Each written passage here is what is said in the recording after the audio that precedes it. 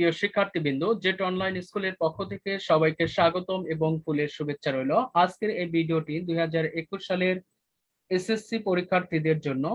ইতিমধ্যে আমি তোমাদেরকে ব্যবসায় উদ্যোগের যে 3টি অ্যাসাইনমেন্টের দিয়েছিল, সেই 3টি অ্যাসাইনমেন্টের সমাধান করে দিয়েছি। আজকে আমি তোমাদেরকে 4 নং অ্যাসাইনমেন্টের সমাধান করে দেখাবো। অ্যাসাইনমেন্ট শুরু করার আগে অ্যাসাইনমেন্টের প্রশ্ন দেখো।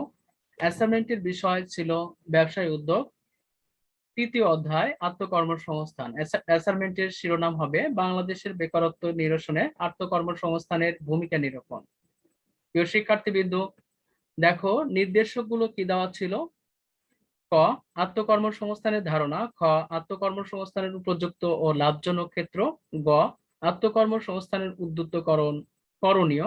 ঘ, আত্মকর্মসংস্থানের গুরুত্ব। প্রিয় শিক্ষার্থীবৃন্দ, আমরা এখন অ্যাসাইনমেন্টের সমাধান করে দেখাবো। দেখো, কতে ছিল আত্মকর্মসংস্থানের ধারণা।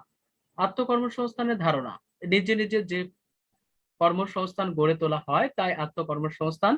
আত্ম শব্দের অর্থ নিজ, আর কর্মসংস্থান শব্দের অর্থ জীবিকা নির্বাহ করা। আত্মকর্মসংস্থান শব্দের অর্থ হলো নিজের জীবিকা নিজে নির্বাহ করা। ব্যাপক অর্থে নিজস্ব পুঁজি অথবা ঋণ করা স্বল্প সম্পদ, নিজস্ব জ্ঞান, চিন্তা, জ্ঞান, বুদ্ধিমত্তা ও দক্ষতাকে কাজে লাগিয়ে ন্যূনতম ঝুঁকি নিয়ে আত্মপ্রচেষ্টা জীবিকা অর্জনের ব্যবস্থাকেই আত্মকর্মসংস্থান বলে।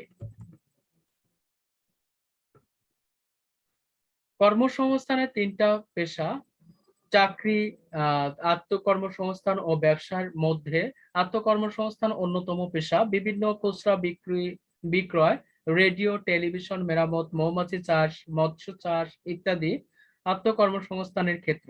উদাহরণ, সিরাজগঞ্জের রাফি স্নাতক পাশ করেও যোগ্যতা অনুযায়ী চাকরি লাভে ব্যর্থ হয়ে বেকারত্ব ঘোচানোর জন্য স্থানীয় যুব উন্নয়নের কার্যালয় থেকে ফুল চাষের প্রশিক্ষণ নিয়ে নিজস্ব অর্থায়ন এবং কিছু টাকা ঋণ নিয়ে গোলাপের বাগান দেন।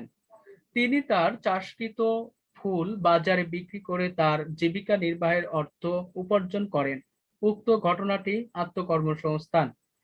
রাফি উক্ত কাজের মাধ্যমে নিজেই নিজের জীবিকা নির্বাহের ব্যবস্থা করেন। খ, আত্মকর্মসংস্থানের উপযুক্ত ও লাভজনক ক্ষেত্র। বাংলাদেশ একটি উন্নয়নশীল দেশ। মোট জনসংখ্যার প্রায় 80% মানুষ গ্রামে বাস করে।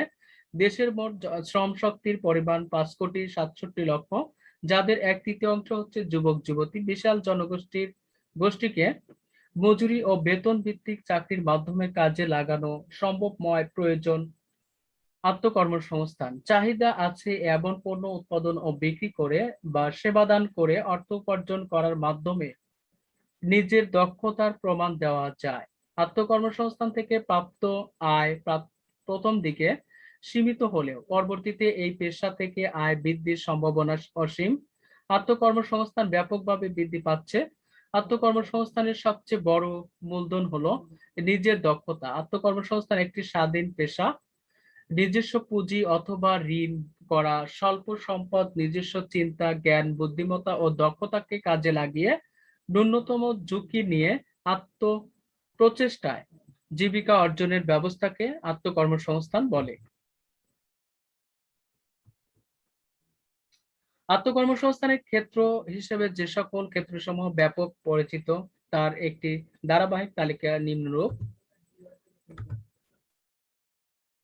হস্তচালিত তাঁত, মাদুর বা মাটি তৈরি, মৃৎশিল্প, লবণ উৎপাদন, টেইলারিং, পোশাক প্রস্তুতকরণ, মাছের জাল তৈরি, কাঠের আসবাবপত্র তৈরি, স্টিলের আসবাবপত্র তৈরি, মাটির বাসন প্রস্তুতকরণ, কামারের কাজ, সেরিকালচার, নৌকা তৈরি, গবাদি পশু ও হাঁস মুরগি খামার, বেতের সামগ্রী তৈরি, কাচের তুষপত্র তৈরি, পাটের শৌখিন দ্রব্যাদি তৈরি, গেঞ্জি তৈরি, চামড়ার দ্রব্যাদি উৎপাদন, ঝিনুকের দ্রব্যাদি প্রস্তুত, বেকারি, আটা ময়দা প্রস্তুত, ভোজ্য তেল উৎপাদন, খাদ্য দ্রব্যাদি উৎপাদন, নিটিং দ্রব্য প্রস্তুত, এমব্রয়ডারি। মাছ শুকানো, গোল আলুর ময়দা তৈরি, পাটের ম্যাট তৈরি, কলার চিপস তৈরি, বাইসাইকেল মেরামত, সুতো কাটা, কাঠের খেলার সরঞ্জাম তৈরি, প্রিন্টিং অ্যান্ড পাবলিশিং, মোমবাতি দ্রব্যাদি তৈরি, জুয়েলারি। গ, আত্মকর্মসংস্থানের উদ্বুদ্ধকরণের করণীয়, নিজেই নিজের কর্মের যোগান দেওয়াকে আত্মকর্মসংস্থান বলে। যেহেতু দেশের চাকরির সুযোগ সীমিত এবং ইচ্ছা করলেই সরকারি বা বেসরকারি উদ্যোগে এত অধিক কর্মসংস্থান সৃষ্টি করা সম্ভব নয়, তাই এর বিকল্প হচ্ছে নিজেই নিজের কর্মসংস্থান করা, যার মাধ্যমে দেশের বেকার সমস্যার সমাধান করা সম্ভব।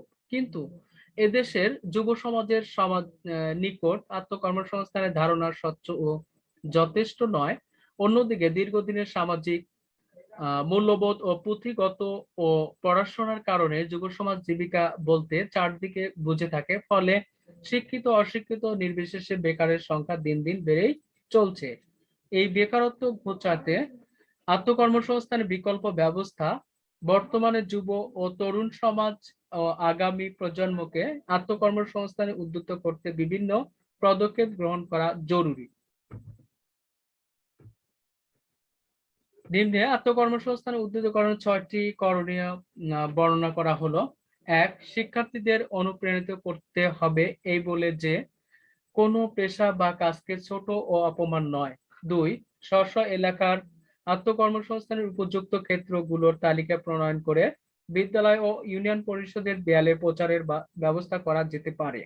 3, স্ব এলাকার আত্মকর্মসংস্থানের মাধ্যমে যারা স্বাবলম্বী ও সফল হয়েছে তাদেরকে বিদ্যালয়ে এনে শিক্ষার্থীদেরকে তাদের জীবন কাহিনী শোনাতে হবে। 4, বিদ্যালয় বা কলেজ থেকে যে সকল শিক্ষার্থী জড়ে পড়ে কিংবা নিয়মিত বিদ্যালয়ে আসার সুযোগ পায় না তাদেরকে বিভিন্ন উপযুক্ত ক্ষেত্র প্রশিক্ষণ ও ঋণদান ব্যবস্থা করতে হবে। 5, নবম ও দশম শ্রেণীর শিক্ষাক্রমে বৃত্তিমূলক কারিগরি ও কর্মমুখী শিক্ষাকে পর্যাপ্তভাবে অন্তর্ভুক্ত করতে হবে।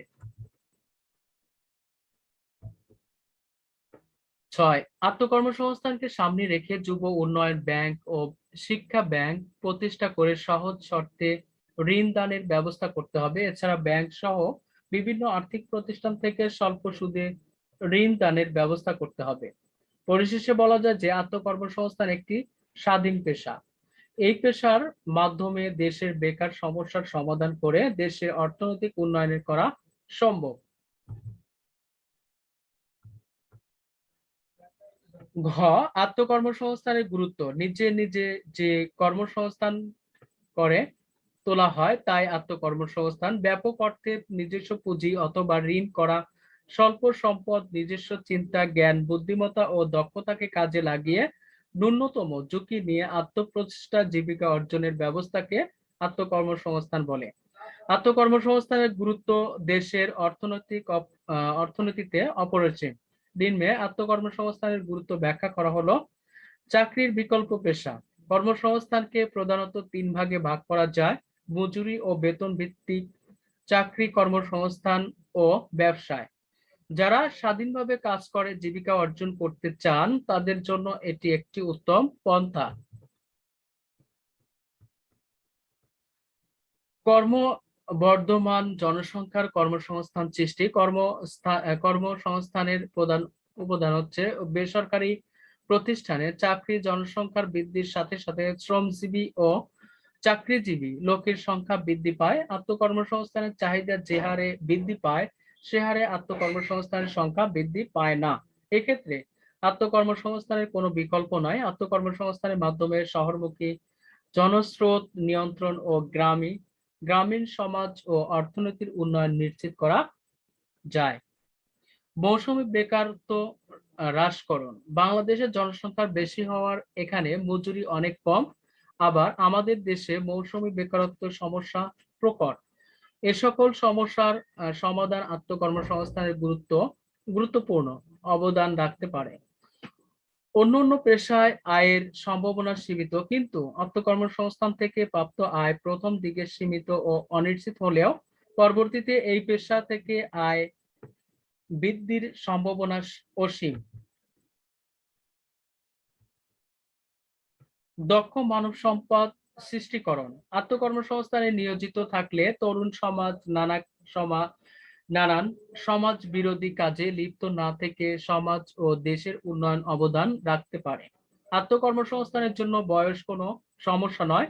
আত্মকর্মসংস্থানের মাধ্যমে যে কোনো বয়সের মানুষ তার দক্ষতা অনুযায়ী অর্থ উপার্জন করতে পারে। পরিশেষে বলা যায়, জীবিকা অর্জনের পেশা হিসেবে আত্মকর্মসংস্থানের গুরুত্ব অপরিসীম। আত্মকর্মসংস্থানের মাধ্যমে দেশে বেকার সমস্যার সমাধান করে বেকারদের মানব সম্পদে রূপান্তর করা সম্ভব।